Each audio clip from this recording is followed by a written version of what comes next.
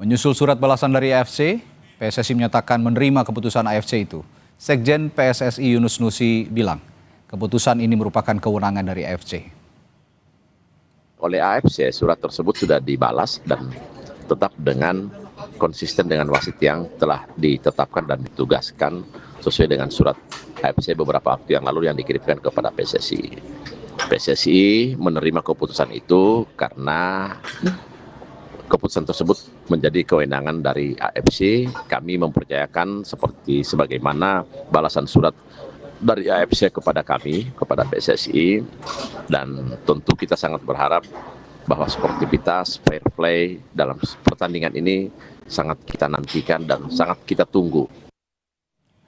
Sebelumnya manajer Timnas Sumarji menyatakan para pemain Timnas akan tetap fight untuk memenangkan pertandingan lawan Arab Saudi dan Irak. Sumarji tegaskan Timnas tidak akan terpengaruh dengan siapapun wasit yang akan memimpin laga. Dengan siapa yang akan memimpin pertandingan, yang pasti pertandingan di tanggal 8 dan 11 itu adalah pertandingan hidup dan mati, dan kita semua meyakini bahwa kita tidak akan terpengaruh dengan kondisi wasit perangkat pertandingan, dan kita akan tetap fight untuk bisa memenangkan pertandingan itu. Saudara, AFC tolak protes PSSI soal wasit asal Kuwait yang akan pimpin laga Timnas versus Arab Saudi pada Kamis dini hari nanti. Bagaimana Timnas harus mengantisipasi masalah ini? Kita ulas bersama analis sepak bola Yusuf Kurniawan yang sudah hadir di studio, serta ada juga nanti Ketua Supporter Timnas Arab Saudi, Garuda Saudi, Muhammad Erlangga, dan juga mantan pemain Timnas, striker kita legendaris, Zainal Arif. Selamat malam, Bang Yuke. Malam. Dan juga Kang Abo. Saya biasa manggilnya Bang Abo nih. Selamat malam, Ragi. Oke. Nanti juga akan bergabung Mas Erlangga sama kita. Saya ke Bung Yuke dulu kalau gitu. Ini ya kita tidak bisa menghindari wasit asal Kuwait yang sudah akhirnya ditolak protesnya oleh FIFA dan juga AFC. Tapi apa yang bisa kita lakukan sebenarnya dengan situasi seperti ini, Bung Yuke? Iya, ini kan sudah jadi pembahasan di mana-mana ya. Betul. Naik ke permukaan. Saya kira si wasit juga sudah aware soal ini ya. Jadi alih-alih kita mempersoalkan netralitas dari wasit, sudah diputuskan oleh AFC, keberatan kita ditolak. Jadi sebaiknya kita fokus dengan plan kita aja. Jadi gini, wasit ini kan manusia juga ya. Pasti dia juga punya rasa. Iya. Kan? Kalau belum apa-apa kita sudah a priori sama dia, apalagi itu juga diperlihatkan oleh para pemain, gesturnya di lapangan, itu malah membuat sentimentalnya muncul. Jadi kita harus bisa berdamai dengan keadaan, berkompromi dengan situasi. Kita ikutin style of play-nya wasit ini, quote on quote gitu ya. Misalnya ada momen-momen di mana yang kita pikir ini foul, oh ternyata di mata wasit itu nggak foul. Kita tahu tuh, oh berarti standarnya seperti ini. Ya, kalaupun ada protes nggak usah berlebihan ya, biasa nggak usah gitu. Terlalu reaktif gitu ya. Karena itu akan jadi kontraproduktif. Akhirnya wasit akan terganggu juga, nggak nyaman juga. Alih-alih dia bisa bersikap netral, tegas gitu ya, tapi karena terus mendapatkan intimidasi dari provokasi dan kita terbawa dalam suasana itu, malah takutnya merugikan buat kita. Tapi kalau kita bisa ngikutin iramanya wasit, oh wasitnya kayak gini, kitanya paling quote on quote bisa ambil simpatinya wasit lah.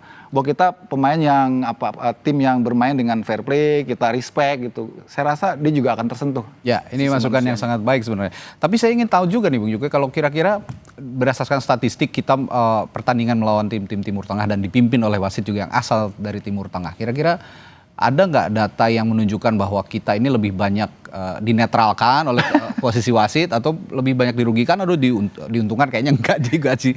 Yang sering terdengar memang kita dirugikan. Sering terdengar. Jadi saya masih ingat ketika pas kita main lawan Arab Saudi di leg kedua di GBK ya. Itu kan wasitnya dari Asia Barat kalau tidak salah ya. Dari Asia Tengah, bukan wasit dari Arab. Itu fair, itu kelihatan memang objektif gitu. Kitanya nyaman, terus wasitnya juga memang secara jelas tidak menguntungkan siapapun gitu ya, nggak menguntungkan Arab juga, nggak menguntungkan kita juga. Jadi memang selalu ada traumatis yang pernah kita bawa dari laga-laga sebelumnya kalau kita ketemu tim-tim Arab. Tapi ya sudahlah, ini kan memang sudah kejadian ya, sudah diputuskan seperti ini ya, kita harus terima, tinggal kita fokus dengan planning kita aja, kita nggak usah terlalu pusing dengan tentang wasit. Ya. Bagaimana kalau kita punya kualitas yang bagus, kita punya kemampuan tampil lebih baik, ya niscaya kita yang akan lebih beruntung gitu. Fokus saja lah ya. Oke, tapi saya tetap akan tanyakan juga ke Bung Abo. Bung Abo, Anda dulu di Timnas Indonesia, saya yakin udah mungkin ratusan atau puluhan ratusan kali bahkan ketemu tim-tim dengan gaya permainannya Timur Tengah, dan plus mungkin juga ada situasi di mana Anda saat menghadapi pertandingan melawan tim Timur Tengah dipimpin oleh wasit yang juga asal Timur Tengah. Ada pengalaman soal ini, bisa diceritakan, Bung Abo? Ya, kalau secara pengalaman pribadi sih saya tidak terlalu fokus terhadap kepemimpinan wasit ya. Waktu itu bagaimana sebagai seorang pemain kita fokus di lapangan, kita berjuang mati-matian dan kita mengikuti game plan yang dijalankan oleh kita sesuai instruksi dari para pelatih. Sejauh ini sih saya berharap para pemain kita seperti yang disampaikan oleh Bung Yuke terkait masalah wasit, kita ambil simpatinya wasit. Ya betul, lebih baik kita fokus aja di lapangan, jangan terlalu berpikiran masalah wasit. Karena kalau kita memikirkan masalah wasit, fokus kita di lapangannya juga jadi terbelah gitu. Nah, yang paling utama, tujuan kita kan ke sana bermain. Tujuan kita ke sana untuk bisa membuat sejarah. Seandainya ini kita lakukan, ini kan akan menjadi tonggak sejarah ya bagi kita. Dengan catatan ya itu tadi gitu. Masalah wasit jangan terlalu dipikirkan. Siapapun yang memimpin, ini kan sorotan dunia terhadap pertandingan ini tuh kan besar sekali, betul. Besar sekali gitu. Kalaupun misalkan ada hal-hal yang tidak diinginkan, hal-hal ada sedikit cheating lah gitu ya, itu pasti ketahuan gitu kan. Nah, sebaiknya kita kembali lagi, fokus aja di lapangan, bermain semaksimal mungkin, jalankan game plan yang diharapkan oleh PK, dan saya yakin dan saya masih punya keyakinan bahwa optimisme itu akan bisa kita lakukan bersama. Betul sekali kata Bung Abo tadi bahwa Indonesia dengan progresnya yang luar biasa sekarang jadi sorotan dunia begitu ya Bung Yuke. Sekarang kira banyak juga negara-negara di luar Asia bahkan yang memperhatikan progresnya Indonesia di bidang sepak bola ini. Tapi saya juga ingin tanyakan ke Mas Erlangga yang saat ini ada di Saudi. Selamat malam, Mas Erlangga. Selamat sore waktu Saudi. Anda di Jeddah ya saat ini? Saat ini masih di kota saya tinggal di Riyadh, insya Allah. Oh di Riyadh, nanti tapi akan di Jeddah kan pasti ya? Iya, kita akan nyetir 10 tapi jam gini, ke Jeddah. Ya Mas Erlangga, saya juga pengen tanya, di dalam negeri, di tanah air kan ramai sekali ini apa publik membicarakan soal kepemimpinan wasit asal Kuwait gitu, yang diduga atau dianggap mungkin bisa tidak netral dalam kepemimpinan wasit, ramai juga dibicarakan di lini massa, di media massa begitu. Kalau di Saudinya sendiri ada pembicaraan nggak soal wasit asal Kuwait ini? Kalau yang saya pantau sih nggak ada ya. Nggak ada ya? Maksudnya untuk gamenya sendiri pun juga di sini kan giat bolanya lebih banyak ke arah mendukung klub ya. Jadi untuk tim nasional ya mungkin hanya tidak seperti di Indonesia di segala macam acara berita TV pasti membahas kan. Kalau di sini khusus acara sepak bola mungkin akan membahas. Tapi kalau untuk wasit sendiri, kalau dari Saudi tidak ada membahas. Kalau dari kami sih kami berkaca kepada yang sebelumnya gitu. Maksudnya kita jangan terlalu buang-buang tenaga membahas wasit. Kalau misalkan diingat kan waktu pertandingan sebelum lawan Cina itu kan sempat juga tuh, wah kok wasitnya dari UAE. Kita udah pada teriak-teriak. Ternyata wasit Omar Ali itu sangat fair dan akhirnya adalah wasit yang menurut saya wasit dari Arab yang follower Indonesia paling banyak. Gak usah banyak inilah. Gak usah banyak buang-buang tenaga, buang-buang waktu untuk membahas ini juga berlarut-larut gitu loh. Oke, nah ini dari 3 narasumber saya yang saya wawancarai di awal ini, ada pesan buat timnas juga. Yang penting fokus dulu aja ke pertandingan, dan publik sepak bola Indonesia juga tidak usah terpengaruh lah ya dengan kepemimpinan wasit ini. Fokusnya untuk mendukung permainan yang positif dari timnas Indonesia melawan Arab Saudi nanti. Nah kalau gitu saya beranjak ke taktik yang akan dijalankan ya kalau gitu Bung Yuke. Kita lupakan dulu lah soal wasit. Kita fokus untuk formasi yang akan dilakukan atau diterapkan oleh Coach Patrick Kluivert. Belakangan ini kan juga ramai dibicarakan bahwa Kluivert dengan uji cobanya kemarin lawan Lebanon menerapkan 4 back ya di belakang, dan itu sebenarnya berhasil nggak berhasil gitu. Ada sisi positifnya, tapi ada juga sisi negatifnya. Dan diduga melawan Arab Saudi akan tetap mempertahankan 4 back. Menurut Anda bakal efektif apa enggak? Iya, sayangnya memang ketika kita dapat agenda uji coba September kemarin lawan Cina TP maupun lawan Libanon, lini pertahanan kita nggak keuji. Jadi 4 backnya itu agak useless juga gitu ya.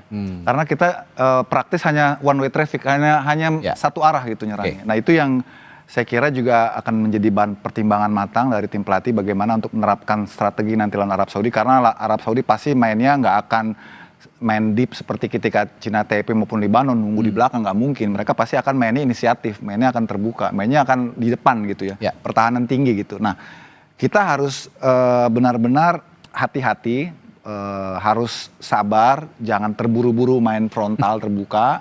Karena Arab Saudi itu punya strength yang luar biasa, ini akan banyak power dan physical yang akan tersaji nanti di laga tersebut. Jadi kitanya harus smart mainnya, lihat momentumnya, temponya, kapan kita harus menyerang, kapan kita harus delay, bagaimana ngatur ritmenya gitu ya. Jadi nggak ngegas terus gitu kan. Itu yang tadi. Itu yang harus kita tanamkan gitu. Karena yang kita hadapi ini memang ambisinya besar dan mereka punya kualitas. Punya tradisi juga di Piala Dunia. Punya tradisi udah 6-7 kali gitu. Jadi kitanya harus smart, alih-alih formasi dengan 4 back ataukah dengan 3 back ya saya kira nanti Coach Patrick yang akan memutuskan. Kalau kita dengan 4 back seperti yang udah kita perlihatkan di 2 laga uji coba kemarin itu sudah dibaca pasti. Karena kan video mudah sekali didapatkan oleh setiap tim, termasuk kita juga mungkin udah dapat video-videonya Arab Saudi. Nah ini yang kalau Patrick berani membuat kontra strategi dari penampilan Garuda sebelumnya, ini menarik nih. Misalnya ternyata pakainya 3 back gitu kan. Wah, itu mungkin Arab agak terkejut-kejut juga. Atau inverted ya, di situasi tertentu menerapkan 4 back, nanti juga bisa 3 back gitu. Hybrid istilahnya. Hybrid ya. Jadi seolah-olah kita pakai 4 back, tapi dalam momen kita pegang bola, kita jadi 3 back. Karena satunya naik ke atas. Dan dalam tradisi sepak bola modern seperti itu sudah lumrah. Di liga-liga Eropa juga kita melihat banyak pelatih yang menerapkan inverted strategy di situasi-situasi tertentu dalam gameplay, dalam permainan yang sedang berjalan. Tapi saya tanya juga ke Kang Abo, Bung Abo, kalau Anda dulu sebagai striker, Anda kan di lini depan ya dulu, penjebol gawang lawan gitu. Sebenarnya kalau dari strategi penyerang atau dalam maupun juga bertahan, Anda lebih nyaman di belakang itu digawangi atau dikawal oleh 4 back atau 3 back kira-kira? Iya, dulu saya sempat berhadapan dengan tim Arab Saudi. Waktu itu kalau tidak salah formasinya pakai 3-5-2 waktu itu ya. Ya di Piala Asia. Kita pakai 3 center back, tetapi ya itu tadi. Walaupun pakai 3 center back dengan postur yang sangat tinggi yang dimiliki oleh tim Arab Saudi, kami waktu itu kewalahan. Harapan sih dengan strategi mau 3 back sejajar ataupun 4 back sejajar, saya pikir lebih konsentrasi dalam hal-hal bola atas. Tetapi saya yakin dengan situasi seperti sekarang, kita punya center back yang sudah tidak bisa kita ragukan lagi. Ada Jay juga, sang kapten. Juga di belakang di situ ada Kevin Dick dan juga Calvin Verdong. Yang kemarin ya, saya berkaca dari pertandingan kemarin kita uji coba, ada juga Yakob Sayuri. Saya pikir 2 center back ini sudah teruji dan rasa-rasanya kita tidak akan kecolongan di dalam hal bola-bola atas ya. Yang terpenting fokus, jangan biarkan mereka berkembang, dan yang paling utama kita jangan sering kehilangan bola. Itu mungkin ya harapan dari saya di pertandingan nanti. Kayaknya memang harus gas di awal ya. Gas di awal ya, supaya nanti kalau kita sudah ada bisa mencuri gol di menit-menit awal, itu bisa strategi yang diterapkan bisa berubah. Inverted tadi yang dibahas oleh Bung Yugo juga. Ya situasional, kita bisa bertahan. Ya gimana Bung Abu? Ya, tetapi kalau situasi di awal kita sudah melakukan penyerangan gitu juga sedikit high risk juga. Tetapi kita harus bisa melihat bagaimana mereka melakukan strategi apa. Seandainya di 15 menit pertama kita udah ketahuan tuh. Biasanya untuk para pemain depan, tengah dan juga belakang, kita bisa meraba di 15 menit babak pertama. Sebaiknya kita harus melihat dulu apa yang akan mereka lakukan. Di situ baru apa kontra strategi akan kita juga lakukan. Ini menarik nih, saya tanyakan ke Mas Erlangga juga yang ada di Saudi. Mas Erlangga, kita mendengar di tanah air bahwa media Saudi katanya sebut soal Marcelino yang menjadi momok buat mereka juga sebenarnya. Waktu pertandingan sebelumnya melawan Arab Saudi juga Marcelino ini ngacak-ngacak banget, punya peran yang sangat sentral untuk kemenangan Indonesia di kandang Arab Saudi. Nah, kabarnya media Saudi mendengar kabar Marcelino yang tidak bergabung di timnas, mereka senang Mas Riko tidak main. Itu benar apa enggak nih? Oh, enggak ada Enggak juga ya? gitu. Malah berita yang saya tonton kemarin ya, ada program berita yang membahas tentang pertandingan ini. Malah mereka fokus kepada kelemahan tim nasional Indonesia. Jadi disebut situ mereka menyebutkan 3 cara untuk mengalahkan Indonesia. Yang pertama adalah mengasih bola kepada Veras, which is strikernya yang sekarang lagi rajin nyetak gol ya di klub, strikernya Al Ahly, dengan cara crossing. Jadi mereka tuh menganggap Indonesia itu lemah di far post. Bola-bola crossing di far post itu yang mereka sebutkan. Jadi kalau yang saya lihat dari analisanya pundit-pundit yang ada di Saudi adalah mereka akan mencoba mengincar seperti itu. Mereka menganalisa beberapa pertandingan Indonesia yang terakhir, bukan hanya pertandingan persahabatan kemarin aja. Oke. Nah ini juga sepertinya harus juga dicontek, didengar oleh staf kepelatihannya timnas supaya juga bisa diantisipasi. Nah, Bung Yuke, kalau gitu ada faktor lain yang juga ingin saya tanyakan soal beberapa mentalitas beberapa pemain yang sepertinya kalau di PlayStation lagi hijau nih, lagi naik gitu ya. Kayak misalnya Calvin Verdong yang punya catatan positif di Lille gitu ya. Iya. Dia sempat menang di Europa League di melawan AS Roma, lalu juga menahan imbang timnya ya, meskipun dia tidak main kemarin lawan PSG sang pemuncak klasmen. Ada juga misalnya pemain-pemain Persib Bandung yang baru saja menang di Champions League Asia ya, melawan Bangkok United 2-0. Ada juga misalnya Go Ahead Eagles yang berhasil menahan NEC Nijmegen gitu. Nah, ini tim-tim yang positif hasilnya dan yang memengaruhi juga mentalitas para pemain timnas ini, apakah juga akan tercermin nanti di pertandingan melawan Arab Saudi? Saya akan tanyakan itu, Bung Yuke, setelah jeda sesaat lagi di Sapa Indonesia Melawan Total bersama kami. Masih membahas persiapan timnas Indonesia yang akan menghadapi Arab Saudi dalam babak 4 kualifikasi Piala Dunia Zona Asia tahun 2026. Tadi saya bertanya ke Bung Yuke bahwa mentalitas pemain di klub-klubnya yang punya punya peran penting dan menghasilkan sisi positif begitu ketika timnya menang. Ini akan tercermin nggak sih kira-kira di permainan timnas nanti? Amin ya. Semoga aja benar-benar ini vibes-nya bisa terkonversi ya di saat kita memainkan mereka menghadapi Arab Saudi, karena memang level kompetitif mereka ini sedang on fire ya, sedang tinggi-tingginya motivasi mereka, kepercayaan diri mereka sekarang di tim-tim Eropanya itu ada di regular starting gitu kan, jadi itu pasti menambah semangat mereka, confident mereka, dan saya harap ini bisa dimanfaatkan oleh Patrick Kluivert bagaimana caranya supaya mood mereka terjaga, karena mood ini penting. Soalnya mereka datang kan mepet ya, nggak bisa banyak drilling yang dilakukan gitu, kecuali pendekatan dari hati ke hati, memberikan rasa nyaman, pemain-pemain itu relax, enjoy, sehingga performa mereka bisa konsisten ya, baik di klub yang mereka telah tunjukkan kemarin sampai di timnas nanti. Itu yang penting sih. Apalagi di main away gitu ya, bukan away tapi memang venue-nya di luar Indonesia, di Arab Saudi, menghadapi tim Arab Saudi juga. Yang bisa diandalkan tentu saja lini pertahanan kan sebenarnya yang harus diperkuat gitu. Tapi ya itu tadi positifnya lini pertahanan kita, misalnya Bang Jai Ses punya catatan positif di Sassuolo, menang 2 kali pertandingan terakhir menang. Tambah juga Calvin Verdong tadi. Tapi saya ingin juga bertanya ke Bung Yuke soal tadi yang disinggung oleh Mas Erlangga, pandit-pandit di Arab Saudi yang justru membahas soal taktik bola-bola crossing dan set piece. Apa yang harus bisa diantisipasi oleh Coach Patrick? Sebetulnya itu udah cerita lama ya. Penyakit kita kan memang bola-bola set piece saat defense. Dan saya kira itu juga sudah disadari betul oleh tim pelatih kita, bagaimana cara mengantisipasi bola-bola crossing, bola-bola set pieces juga. Dan Coach Patrick kan kemarin juga sempat announce ya bahwa itu menjadi perhatian timnya gitu.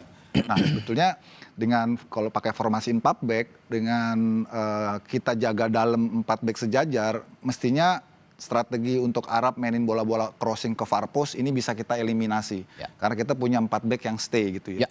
Dan kita bisa berharap lah, karena kita punya pemain-pemain yang tinggi ya. J.I. Jazz, kemudian Kevin Dix, kemudian juga Rizky Ridho mungkin nanti yang bisa dimainkan. Mungkin kalau Calvin Verdong nggak tinggi ya, tapi punya kecepatan. Positioningnya dia saat melakukan defending itu sangat bagus. Jadi semoga aja ini benar-benar pemain belakang kita tuh disiplin, terutama penjaga gawang kita nih. Ya, karena salah satu yang paling diharapkan kan bagaimana antisipasi dari penjaga gawang, dalam hal ini mungkin Martin Pas, yang secara visi dia lebih terbuka kan, dia bisa lebih melihat secara full, karena dia yang akan menghadap dia bisa membaca situasi kan. Kalau Martin Pas ini bermainnya benar-benar dalam performa yang baik, karena dia juga sudah pengalaman 2 kali ketemu Arab Saudi, pertama di Jeddah hasilnya 1-1 dan di GBK 2-0, dia punya pengalaman, punya kepercayaan diri, itu yang kita harapkan. Kang Abo, tadi kan Coach Patrick di berita pengantar bilang nih kalau sebenarnya strategi bisa dioptimalkan, tapi dengan waktu yang minim gitu. Ini pemain-pemain abroad juga banyak yang baru datang. Anda punya pengalaman nggak dengan persiapan yang mepet, harus menghadapi pertandingan sepenting seperti yang kita akan hadapi, timnas yang kita akan hadapi beberapa waktu ke depan ini? Ya, dengan waktu yang sangat singkat ini, tidak ada waktu juga untuk mencoba-coba strategi taktikal apa yang akan dilakukan oleh Coach Patrick Kluivert itu. Saya berharap sih di pertandingan nanti game plan atau platform yang sudah selama ini dilakukan dengan hasil uji coba yang sebelumnya ini tetap menjadi patokan bagi Coach Patrick Kluivert. Karena apa? Karena kita juga percaya ya bahwa para pemain belakang kita kayak JIJS juga udah paham bagaimana caranya mengantisipasi striker yang punya postur tinggi, dan dia sudah teruji di Serie A. Bagaimana dia juga di 2 kali pertandingan sebelumnya dia melakukan clean sheet. Jadi ini tidak apa yang disampaikan oleh media Arab bahwa mereka akan memaksimalkan itu, melakukan crossing, tapi kali ini saya masih optimis dan saya masih punya keyakinan bahwa lini belakang kita bisa mengatasi itu semua. Ya, dan lagi bagus-bagusnya ininya ya, kondisinya seperti sekarang ini. Ya, secara keseluruhan secara keseluruhan juga para pemain sedang dalam tren positif gitu kan di klubnya masing-masing. Oke, saya ke Mas Erlangga. Mas Erlangga, ada bocoran lagi nggak nih kira-kira dari media-media Saudi atau pandit-pandit di Saudi apa yang mereka perhatikan dari timnas Indonesia belakangan ini? Belum terlalu banyak bocoran karena saya juga nonton beritanya sengertinya bahasa Arab yang saya ngerti kan. Tapi bocorannya sih sebenarnya kayak kemarin kan kita sempat dengar ada kabar yang cukup baik buat kita kan waktu dengar Salim Dosari cedera dan kiper utamanya Nawaf Akidi cedera. Cuma ternyata di game terakhir sebelum mereka liganya break, mereka sudah sembuh dan sudah dipanggil juga sama coachnya Saudi, jadi udah join. Itu sih paling kabar yang kurang baik buat kita karena 2 pemain terbaiknya join. Cuma yang bisa saya kasih tahu mungkin bisa dilihat juga ya untuk Falcon Calling ya, kalau kita kan Garuda Calling, kalau mereka kan Green Falcon. Falcon Callingnya itu sekarang banyak pemain yang di usianya 20-an Mas. Jadi nama-nama pemain besar yang dulu kita lihat kayak seperti pertandingan sebelumnya seperti Ali Bulaihi dan kawan-kawan itu banyak yang tidak dipanggil. Sekarang banyak yang dipanggil jebolan dari U23 yang memang notabene mereka di liga tuh menit bermainnya banyak. Jadi nggak seperti tren sebelumnya di mana yang dipanggil nama besar ya. Mereka cadangan di klub tapi dipanggil karena nama besar. Yang sekarang ini saya lihat seperti Musab itu number 10-nya sangat bagus di Qadasiyah FC kan. Sebelumnya dia main tahun lalu di Al Shabab dan Al Hilal.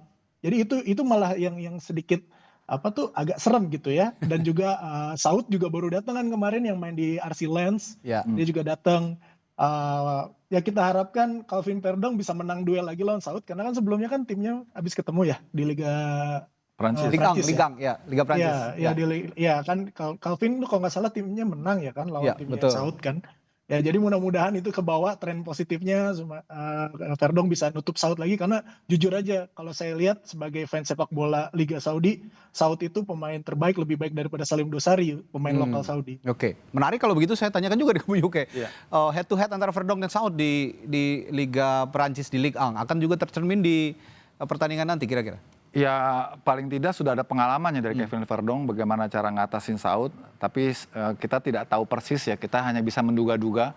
Yang jelas kita fokus dengan pemain-pemain kita dan kita percaya bahwa levelnya Verdong dengan pengalaman yang dia miliki harusnya dia sudah confident untuk bisa menyiasati siapapun pemain-pemain dari striker Arab maupun flank khususnya di sisi kanan ya, karena kan Kevin Verdong kan banyak beroperasi di kiri. Cuman yang menarik kalau kita lihat dari formasi belakang ini, Dean James dan Calvin Verdong nih kelihatan sudah nyaman dengan formasi 4 back karena di klubnya masing-masing mereka dimainkan sebagai fullback kiri. Iya. Ini mungkin menjadi salah satu highlight yang barangkali akan jadi pertimbangan sangat oleh Patrick Kluivert mengapa misalnya nanti akan dimainkan dengan 4 back.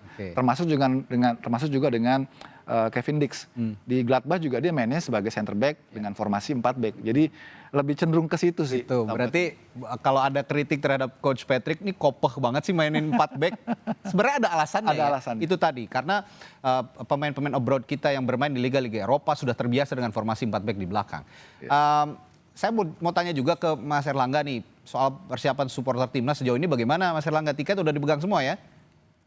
Alhamdulillah 3 hari terakhir kita kabar baik akhirnya setelah banyak drama. Akhirnya kita dapat tiket jalur resmi Mas, karena kan memang sebelumnya kan ada sedikit delay ya untuk tiket section Indonesia. Itu delaynya itu purely memang diskusi antara kami PSSI dan SAFF untuk menekan angka calo. Jadi di sini tuh budaya calo di Indonesia tuh dibawa-bawa sama teman-teman kita warga Indonesia di Arab, sangat disayangkan sekali. Jadi kita intens tuh Mas dari tiket dirilis sekitar akhir September itu kita intens dengan PSSI dan Saudi Federation. Akhirnya kita ketemu formula bagaimana tiket ini bisa didistribusikan sesuai tepat sasaran ke warga negara Indonesia yang benar-benar ingin nonton bola. Nah, dan alhamdulillah dapat semua. Sudah dapat semua. Kabarnya 4.000-an ya, 4.000 tiket ya? Betul, 4.182. 4.180 dia. Oke, selain kesiapan tadi Tika sudah dipegang, ada persiapan lain misalnya koreo kalau di GBK kan koreo timnas supporter kita luar biasa, tifo-tifo yang disajikan luar biasa. Udah ada persiapan juga di sana? Kita itu malah satu hal yang pertama kita persiapkan waktu keren. Cuma di sini tuh izinnya 3 lapis. Pertama izin dari Saudi Federation, habis itu izin dari AFC dan terakhir izin dari Ministry of Interior. Sekarang udah ke lapis keberapa nih? Sekarang kemarin kita udah dapat approval dari satu orang dari Saudi Federation, terus tiba-tiba malamnya orang lain mereply dengan nggak bisa, kita reject. Jadi wah, kita doakan sebenarnya jebol ya. Mohon doanya. Sampai saat ini masih diskusi, sekarang udah naik ke level AFC dibantu dengan staf PSSI yang ada di Jeddah. Jadi kita lagi intens nih. Ini kayaknya banyak cara ya buat menghindari dukungan-dukungan lain untuk mendukung timnas kita di Arab Saudi.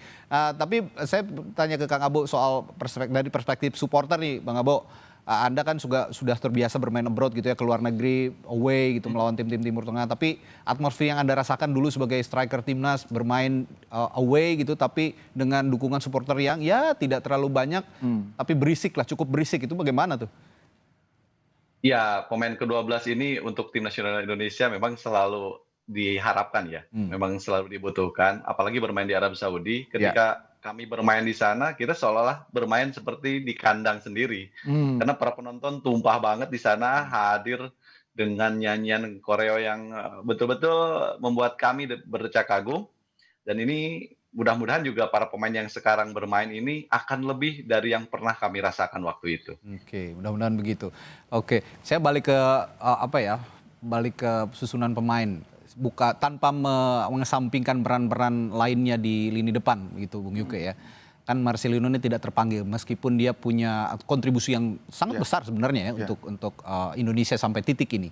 Pernah juga melawan Arab Saudi sebelumnya, kemenangan Indonesia di situ ada Marcelino Ferdinand. Sekarang tidak ada. Anda melihat situasi seperti ini bagaimana?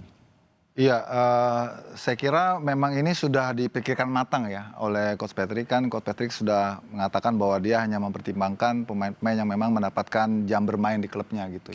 Kebetulan Marcelino saat ini memang belum mendapatkan itu karena masih mengalami cedera dan juga masih proses pengurusan administrasi ke Tresin ya, klubnya yang baru, sehingga mungkin Coach Patrick menganggap bahwa dia nggak dalam posisi yang fit untuk diikutkan. Memang dari sisi kualitas kita sayangkan sih ya, Marcelino bagaimanapun kan memang pemain yang berbeda, punya talent gitu ya. Tapi kalau dia sedang off fire ya sulit juga untuk diharapkan. Jadi saya lihat di sini kita masih bisa berharap dengan pemain-pemain yang lain yang kita pikir nanti bisa memberikan sesuatu yang lebih ya. Misalnya seperti debutan Emiliano Jonathan. Itu dari sisi kualitas, mungkin 11-12 dengan Marcelino. Bahkan dari sisi pengalaman dengan dia tampil di Utrecht di Eropa gitu ya, pasti dia levelnya lebih tinggi. Dan kita lihat kemarin ketika lawan Libanon, lawan Cina Taipei, wah ini pemain yang benar-benar Ya. punya dimensi yang beda, dan saya kira itu kita harapkan bisa nutup Dan ketiadaan Marcelino. Dan ada angin segar, Ole Romani sudah bisa Betul. dimainkan kembali. Bagaimana nih lihat? Walaupun ya kita tahu ya kondisi Ole Romani dengan dia sudah lama absen di competitive match gitu ya, jadi agak sulit juga diharapkan terlalu lebih. Mungkin kalau nanti dia nggak main sebagai starter, barangkali Patrick menyiapkannya untuk 20 menit terakhir atau 15 menit Nah, terakhir. ini menarik juga dengan pemain pelapis gimana nih terakhir untuk pembahasan kita malam hari ini. Ya, saya kira pelapis-pelapis kita sudah cukup mumpuni kok. Kalau tadi Radi bilang bagaimana dengan pemain depan, nggak ada Marcelino tapi juga masih ada Milano Jonathan, masih ada Zylstra juga yang bisa jadi opsi. Kemudian Ragnar juga sudah kembali gitu kan. Jadi opsinya masih banyak. Jakob juga bisa dimainin sebagai penyerang juga dengan kecepatannya. Jadi opsi-opsi itu senantiasa masih dalam situasi yang oke. Ya, vibes kita positif dan ini juga diharapkan menular ke pemain-pemain nanti jelang melawan Arab Saudi. Kita akan tetap pantau, kita akan tetap semangati pada timnas Garuda ini, termasuk besok juga menjadi latihan terakhir sepertinya untuk official timnas, training ya. Official training untuk menghadapi Arab Saudi pada hari Kamis nanti. Baik, terima kasih analisisnya Sama-sama. Bung Yuke dan juga Kang Abo dan juga kabar dari sama-sama. Saudi melalui Mas Erlangga. Terima kasih sudah bergabung di Sapa Indonesia malam hari ini. Kita jumpa lagi nanti pembahasan timnas lainnya. Terima kasih, sampai jumpa.